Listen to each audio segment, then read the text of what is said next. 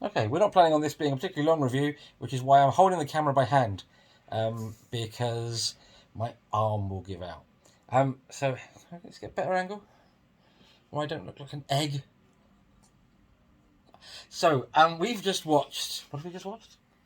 Kong. Is it Kong versus Godzilla? Oh, Godzilla versus Kong. It's literally up there. It's still on the screen. Godzilla versus Kong. I've just noticed while we're talking, there's been people chatting around outside the window for about the last 10 minutes, and there's a flashing blue light right outside the window. Should we go see what's going on?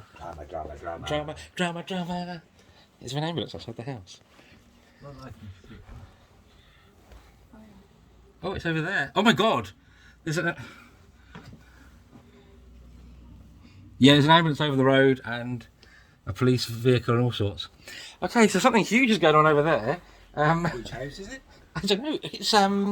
It's next door, like it's outside Billy's. There's those people stood around chatting. We'll go out there in a second and find out what's going on. So anyway, we've just watched Godzilla versus Kong. The fact that's actually caught our attention it tells you everything you need to know about the film. I liked it. I liked it a lot. It was okay. I thought it was fantastic. Oh, there'll be spoilers ahead, of course. I thought it was great fun. I think the thing is I think I prefer. don't come for the story. There isn't one. There's not one. Don't come for the logic or the science. There isn't any. There's none. Absolutely none. Just come because you want to watch Godzilla and Kong beat the living shit out of each other and level a city. It's all you really want, isn't it? I mean, that is all you want from this film. I still prefer Godzilla King of the Monsters. I can't massively remember King of the Monsters. You even did the whole thing because we were literally right at the back in a deserted sort of cinema, and you spent a good 5 minutes fighting vertigo because of how precipitous the step down was. I think we actually did Western, didn't we? Not a clue. Not a clue. Not a Scooby. But my favourite thing about this, and I don't remember it being in the trailers, it felt like it was a surprise to me, is Mecha Godzilla. Right? Because all I had from the minute it was obvious it was Mecha Godzilla in my head was Barbara from South Park when they do Mecha Barbara Streisand. So from that moment on, that was Mecha Barbara Streisand to me, not Mecha Godzilla.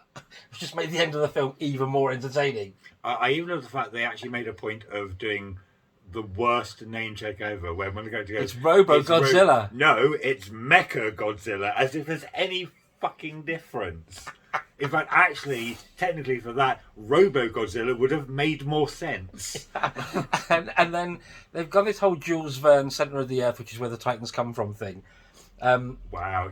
And it just even within its own explanation, it made no sense at all, because then you had to have it had a sun.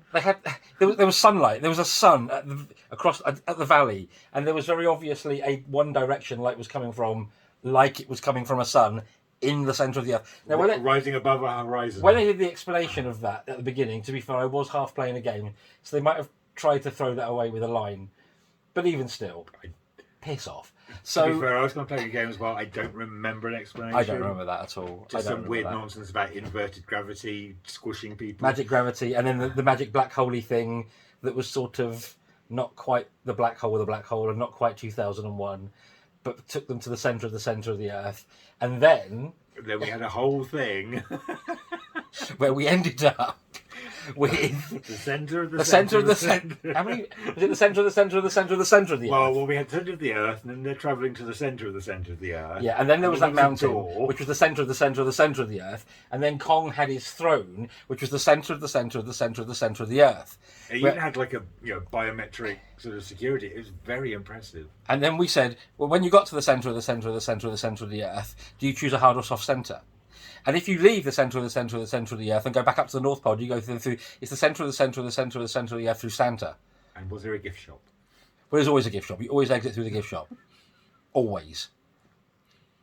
So yes, the film is bonkers and makes no sense.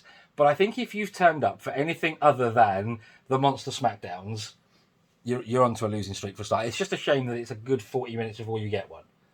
Because that did kind of the plot to set up the ridiculous insanity of the story. Also, what happened to the mother, who was like a major character in the last one?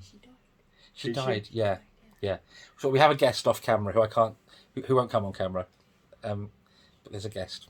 So anyway, I don't remember her dying. they said she was dead. Sacrificed herself. Sacrificed herself. Oh, she died in the film. Did she? Oh, well, you've seen it way more recently than we have, because I don't remember even seeing it in Western, and you don't remember her dying. No, because I'm sure she was there when she was handing the skull of Thingy Bob over Yeah. to Charles Dance, who also was conspicuously absent from this movie. Clearly, he just went, no, fuck off, I've paid my bills. I've read the script, and I've had a lovely holiday. I don't need anything else, thank you very much. Tra. That's it. So yes, it's hours of fun, literally just barely 2 hours of fun. You can probably skip the first 40 minutes. Don't give a shit about the story. Just watch the SmackDowns. That's my best advice. Of the, I don't know what to call it. Yeah. Anyway, it's fun. It is fun.